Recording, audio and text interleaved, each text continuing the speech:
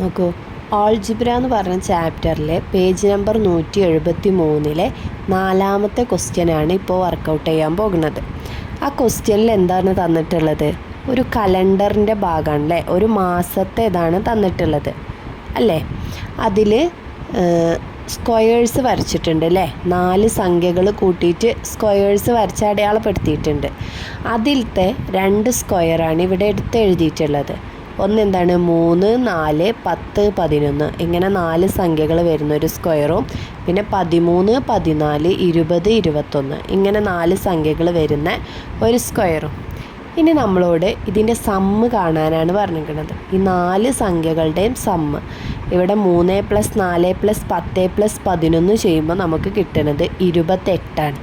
ഈ 28 എന്ന് പറയുന്നത് 4ൻ്റെ ഗുണിതമാണ്.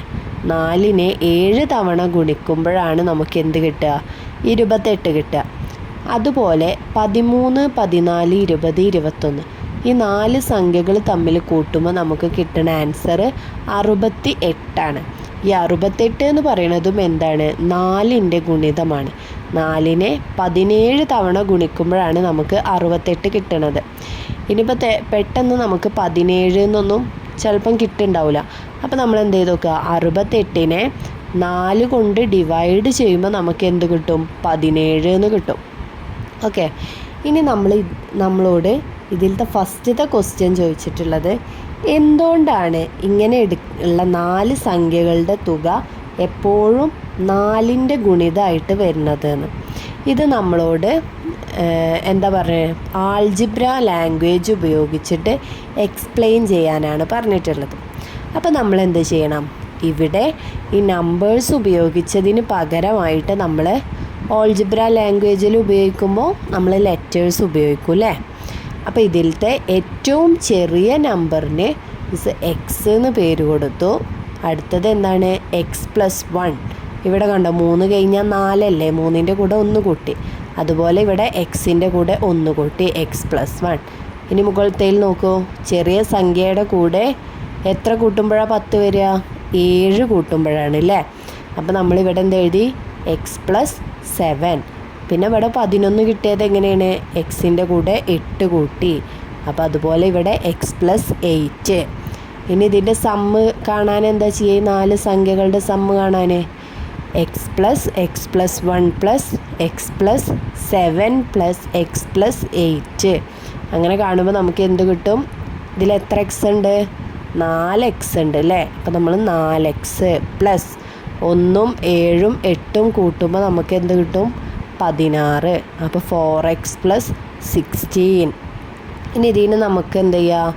ഇത് രണ്ടും 4 പോണ സംഖ്യകളല്ലേ. അപ്പോൾ നമുക്ക് ഇതിൽ നിന്ന് 4നെ പുറത്തേക്ക് എടുക്കാം. അപ്പോൾ നമുക്ക് എങ്ങനെ എഴുതാം?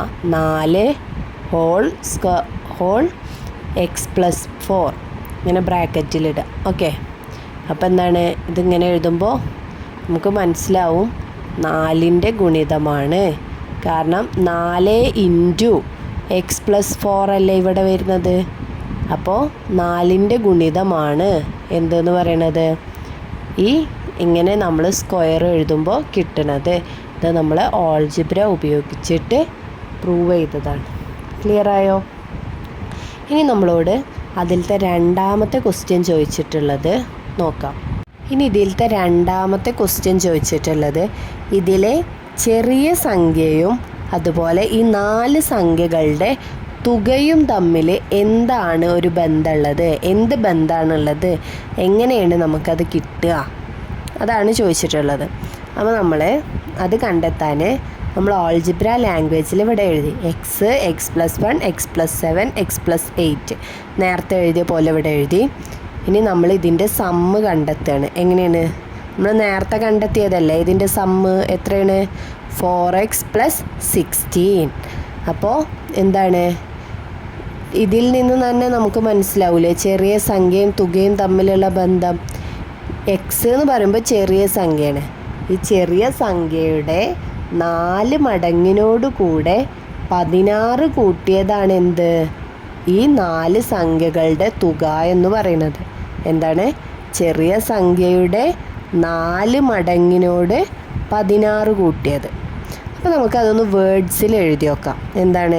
ദാറ്റ് ഈസ്, ഈ എന്നിട്ടത് ദാറ്റ് ഈസ് എന്നുള്ളതിൻ്റെയാണ് കേട്ടോ. നമ്മൾ that is the sum 4x + 16 is 16 added to 4 times the smallest number x in the square. ഈ സ്ക്വയറിലെ ചെറിയ നമ്പറായിട്ടുള്ള എക്സിൻ്റെ 4 മടങ്ങിനോടുകൂടെ 16 കൂട്ടിയതാണ് തുക. അപ്പോൾ മനസ്സിലായോ? ചെറിയ സംഖ്യയും അതിൻ്റെ തുകയും തമ്മിലുള്ള ബന്ധം എന്താണെന്ന്? ഓക്കെ.